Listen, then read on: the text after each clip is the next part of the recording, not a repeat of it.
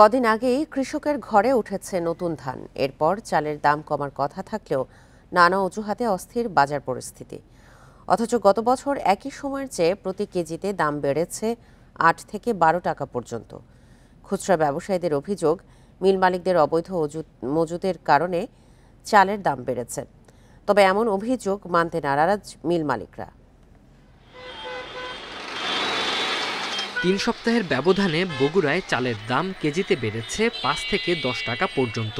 খুচরা ব্যবসায়ীদের মতে, ধান মজুত করে কৃত্রিম সংকট তৈরি করেছেন মিলাররা। আর মিলারদের দাবি, উৎপাদন কম এবং সরবরাহের অভাবে বাড়তি দামে ধান কেনায় বেড়েছে চালের দাম। সব ধান মনে হয় ওরা কিনে স্টক করে তুই দিচ্ছে, ওরা আস্তে আস্তে চাল করতেছে আর আস্তে আস্তে দাম বাড়াইতেছে। সব চালই প্রায় কেজিতে আপনার ৫ টাকা ৬০ টাকা এরকম বেশি পড়তেছে। কৃষি বিভাগের হিসাবে এবার ধানের উৎপাদন লক্ষ্য ছাড়িয়ে গেলেও গত বছরের চেয়ে এবার একই সময়ে চালের দাম মান বেঁধে বেড়েছে কেজিতে ৮ থেকে ১২ টাকা। সবচেয়ে বেশি চিনি গুঁড়ার দাম বেড়েছে কেজিতে ৩০ টাকা পর্যন্ত। কুষ্টিয়ার খাজানগরে সরু চালের উৎপাদন খরচ কেজিতে ৬৫ টাকা, অথচ ৯ কিলোমিটার দূরে সেই চালই বিক্রি হচ্ছে ৭৮ থেকে ৮০ টাকায়।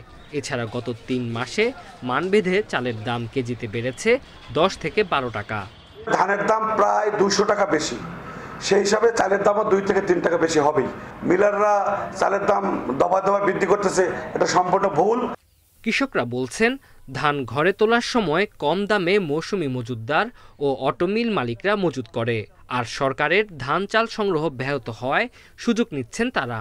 গ্রামগঞ্জ থেকে ধান কিনছে কিংবা ধানগুলা নিয়ে যাচ্ছে, এখন ওদের সাথে মিল মালিকের সাথে একটা ডিল হয়। পাবনাতে গত বছর এই সময়ে ২৫ কেজি চালের দাম ছিল ১৩০০ থেকে ১৪০০ টাকা। সেই চাল এখন বিক্রি হচ্ছে ২৫০ থেকে ৩০০ টাকা বেশি দামে। নওগাঁর মিল মালিকদের দাবি, গত বছরের চেয়ে উৎপাদন ব্যয় বেড়ে যাওয়ায় বেড়েছে ধানের দাম, যার প্রভাব পড়েছে বাজারে।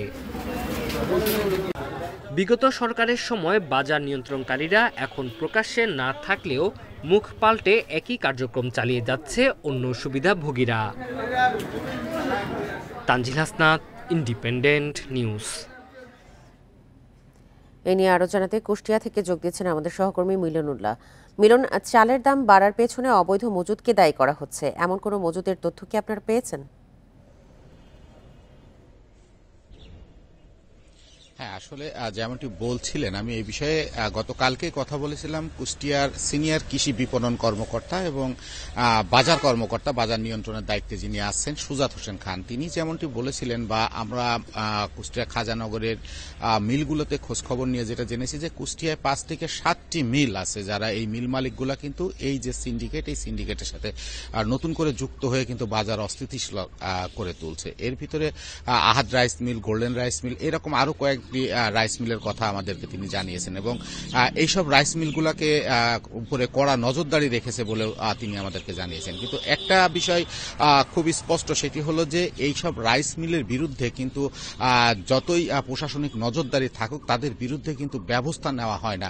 কঠোর ব্যবস্থা না নেওয়ার কারণে কিন্তু এইসব মিল মালিকরা বেপরোয়া হয়ে যায়। আমরা একটা বিষয় স্পষ্ট ধারণা অর্জন করেছি এই প্রতিবেদনটা করতে গিয়ে, সেটি হলো যে আসলে কুষ্টিয়ার খাজানগর মূলত সরু চাল নামে পরিচিত, যেটা হলো মিনিকেট নামে বাজারে কথিত মিনিকেট চাল আছে, সেই চালটির জন্য কুষ্টিয়ার এই বাজার পরিচিত। কিন্তু এই যে ধানটি, এই ধানটি কিন্তু মিল মালিকরাই বলতেছে বছরে একবার উৎপাদন হয়।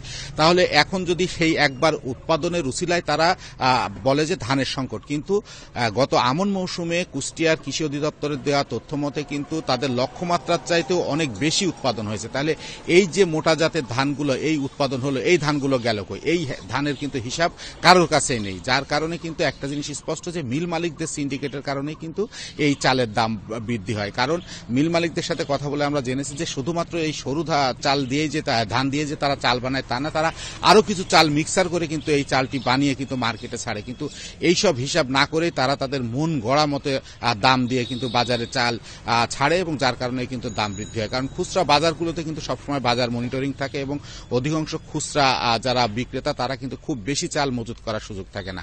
আরেকটা বিষয়ে আমরা কথা বলেছি মিল মালিকদের সাথে, সেখান থেকে একটা জিনিস বিষয় স্পষ্ট হয়েছে যে আসলে কতটা ধান মিলে মজুত করা সম্ভব এবং অটো রাইস মিলে কত দিন রাখতে পারবে এরকম কোনো নীতিমালা নেই, যার কারণেই কিন্তু এই সুযোগগুলো মিল মালিকরা কাজে লাগাচ্ছে এবং তাদের অটো রাইস মিল 2-3টি অটো রাইস মিল দেখে, এবং যারা একটি মিল মালিক তারা কিন্তু 2-3টি মিল মালিক তাদের দেখিয়ে কিন্তু তারা এই চালগুলো মজুত করে, যার কারণে কিন্তু প্রশাসন অনেক সময় অসহায় হয়ে যায়। তো এই ছিল কুষ্টিয়া চালের বাজার থেকে আমার কাছে সর্বশেষ সংবাদ।